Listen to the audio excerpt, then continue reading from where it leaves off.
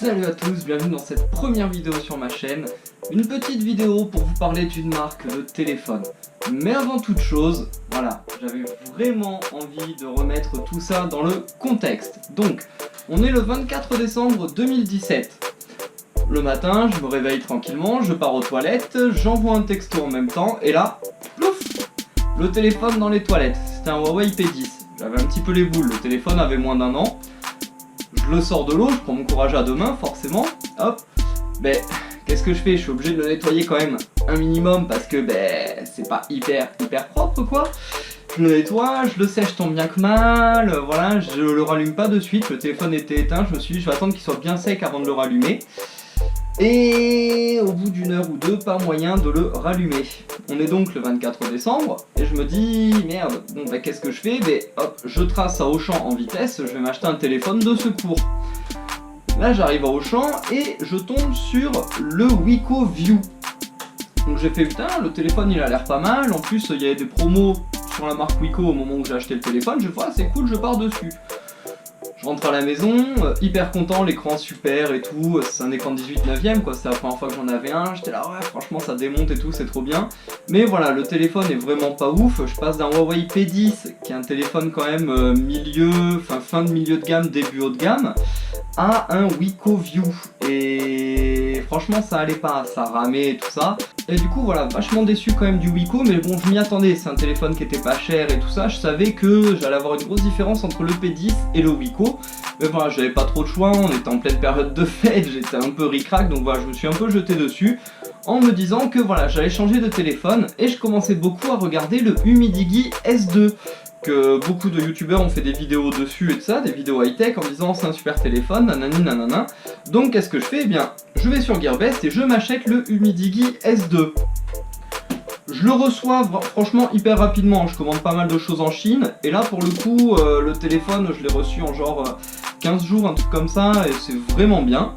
La boîte, elle est juste ouf en fait. C'est-à-dire que voilà, vous voyez, vous êtes comme ça, hop, vous avez le petit tiroir là, vous pouvez l'ouvrir. Franchement, ils ont fait un design sur la boîte, c'est un truc de fou. En fait, on se dit que les mecs ont plus bossé sur le design de la boîte que sur le téléphone en lui-même. Donc voilà, donc on a un processeur Mediatek Helio P20, un octa-core à 2 Go 3, ce qui est ouf, 4 Go de RAM, 64 Go de ROM, une batterie de 5100 mAh, donc pareil, c'est juste exceptionnel. Il fonctionne sur toutes les bandes, y compris les bandes françaises, donc c'est vraiment bien. Après voilà, ici on l'ouvre, paf paf paf, hop.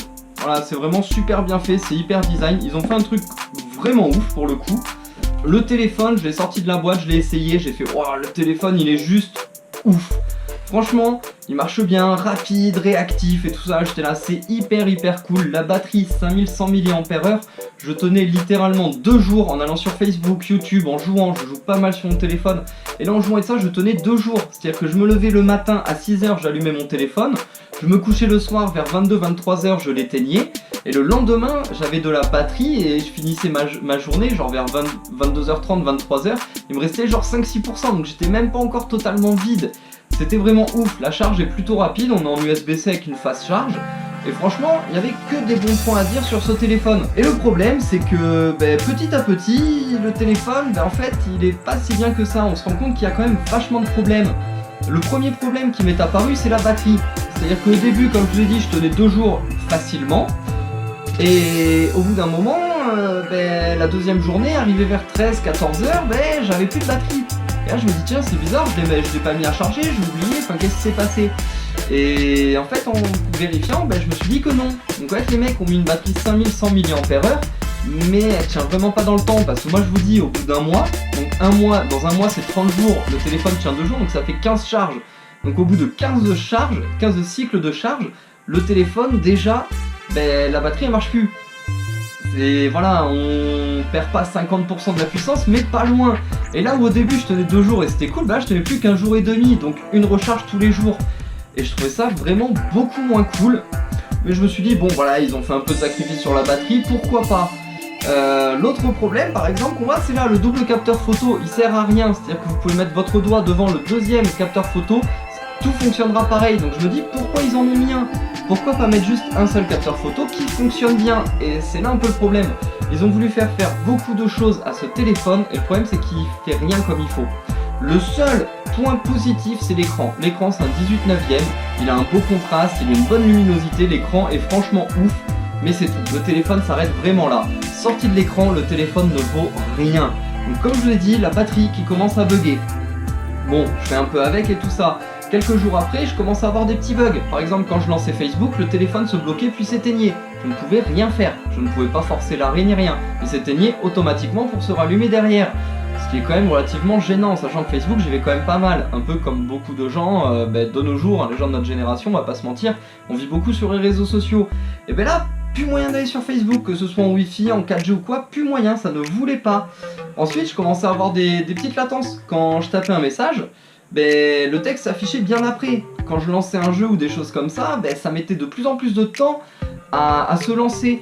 Jusqu'au moment où, il y a un soir, le téléphone, je vais pour l'éteindre, pas moyen de l'éteindre. Le téléphone ramait, arrêt en cours, et pas moyen, le téléphone ne s'est jamais éteint en fait. J'ai dû attendre que la batterie se décharge complètement pour pouvoir refaire quelque chose de mon téléphone. C'est juste ouf et impensable. Enfin, je veux dire, les mecs, ils ont voulu tout faire sur le téléphone, mais il ne faut pas. Mais le pire, c'est que c'est une bonne configuration. Le Mediatek Helio P20, c'est un très bon processeur, couplé à 4 Go de RAM, c'est juste excellent. Le téléphone, ça devrait être un téléphone limite haut de gamme en fait avec cette config. Et là non en fait, parce que même dans les choses du quotidien, le téléphone il rame. Quand vous appuyez pour prendre une photo, ça met du temps à l'enregistrer. Enfin, j'insiste, mais le téléphone coûte quand même 170 balles. Et à 170 balles, on peut avoir des téléphones bien mieux que ça. Alors oui, sur le papier ils seront moins bien, mais au final ils seront mieux gérés. Et c'est là où je veux en venir en fait, je trouve ça dommage que la plupart des youtubeurs high-tech font des tests, ils reçoivent un téléphone ou un objet quelconque, ils le testent pendant 1 heure ou 2 et ensuite ils font leur vidéo. Et je trouve ça vraiment gênant parce que moi du coup je me suis retrouvé influencé. Mais c'est vrai que je peux pas leur en vouloir parce que oui, le téléphone, premier mois d'utilisation, il fonctionnait super bien, il était vraiment cool. C'est par la suite que les ennuis ont commencé à arriver. C'est pour ça que voilà, je voulais vous faire ce petit retour d'expérience après avoir passé 4-5 mois avec le téléphone. Voilà, forcément je l'ai changé puisque non, ça n'allait pas, le téléphone ne va pas. C'est la fin de cette vidéo, j'espère vraiment que ça vous aura plu. N'hésitez pas à me dire en commentaire ce que vous en avez pensé. Dites-moi également si vous avez eu des problèmes avec un téléphone Humidigi ou si je suis un cas isolé, mais vu ce que j'ai vu sur les forums, je pense qu'à mon avis c'est global quoi, vraiment. Fuyez tant que vous pouvez et surtout gardez votre argent, ne la mettez pas dans la marque Humidigi, s'il vous plaît. Faites-moi plaisir, gardez votre argent. Moi je vous dis à la prochaine pour de nouvelles vidéos.